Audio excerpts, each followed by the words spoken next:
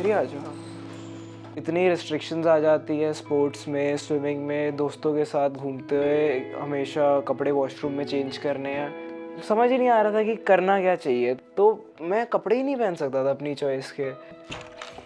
These are just my T shirts and tank top. तो मैं भूल ही गया था होता क्या है। लाइक इसको पहनना मतलब ढंग से मेरा ड्रीम था, बट कभी हुआ ही नहीं। I am 17 years old. My name is Vinayak.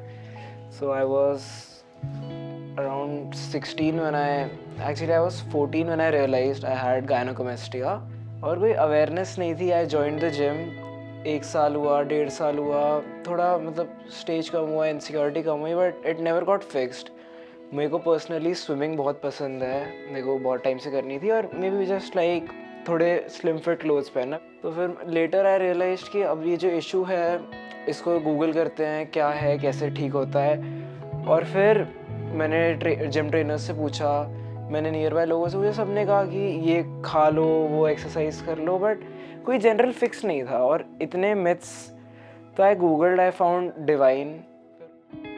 अनगिनत सपने, हजारों लोगों के जो अपनी कहानी दोबारा लिखते हैं डिवाइन के साथ।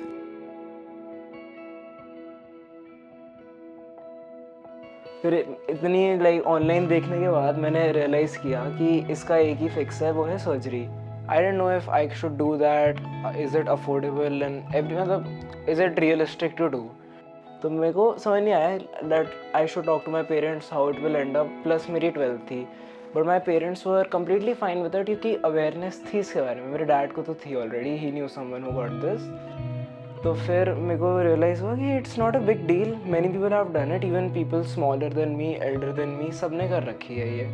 वेरी इजी, कुछ फील नहीं हुआ सर्जरी के टाइम पे, anaesthesia obviously, but post surgery it was painful. Like you need to devote a whole month to your recovery, 2 months। मतलब फर्स्ट वीक तो आप सो नहीं सकते ढंग से, मतलब है restrictions, but it is totally worth it. मतलब आप करा रहे हो, आपको करानी ही चाहिए मेरे हिसाब से। तो if you have any insecurity, personally I am what you call a sneaker head.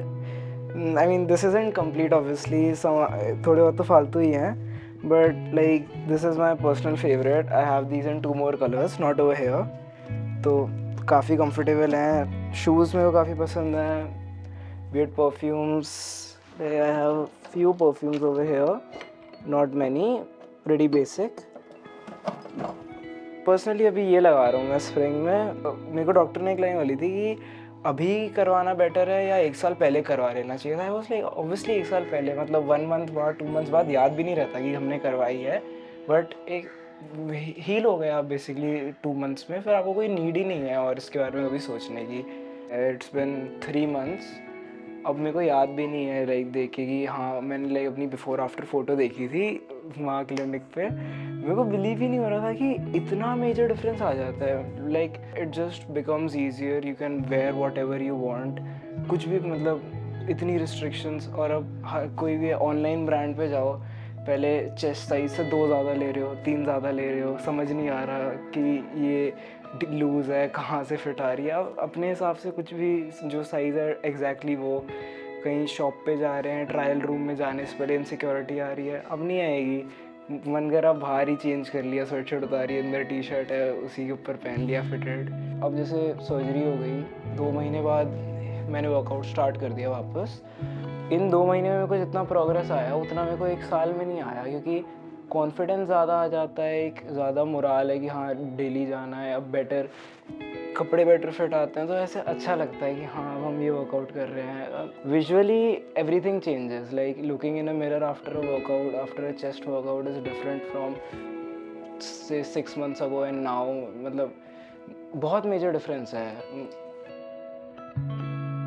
एक नई पहचान, एक नई जिंदगी।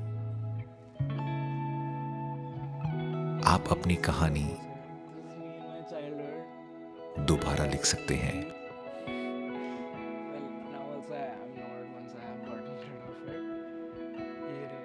कॉन्फिडेंस सिर्फ महसूस नहीं होता,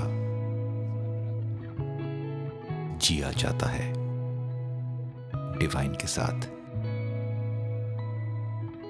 डिवाइन एस्थेटिक्स, 360 डिग्री कॉन्फिडेंस और नई शुरुआत का भरोसा।